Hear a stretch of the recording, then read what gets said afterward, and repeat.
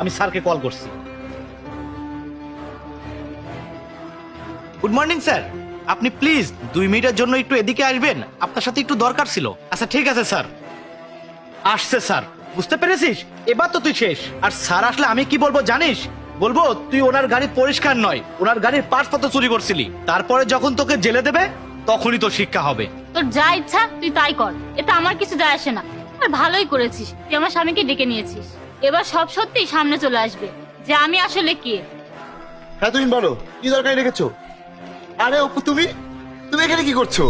আমি তো তোমার কাছে যাচ্ছিলাম, তারপরে দেখলাম গাড়িটা অনেক নোংরা হয়ে আছে, তাই ভাবলাম গাড়িটা আমি পরিষ্কার করে দিই। তারপর এই ছেলেটা এসে আমাকে গাড়ি পরিষ্কার করতে দেখে উল্টা পাল্টা কথা বলতে শুরু করে দিয়েছে। আমি নাকি গরিব, আমার নাকি কোনো সামর্থ্য নেই এই গাড়ি কেনার, আমি নাকি মিথ্যা বলছি। জানো ও আমাকে কত কিছু বলে যাচ্ছিল। তুমি তোমার কোম্পানিতে কেমন মানুষ রেখেছো যারা মানুষের সাথে কিভাবে কথা বলতে হয়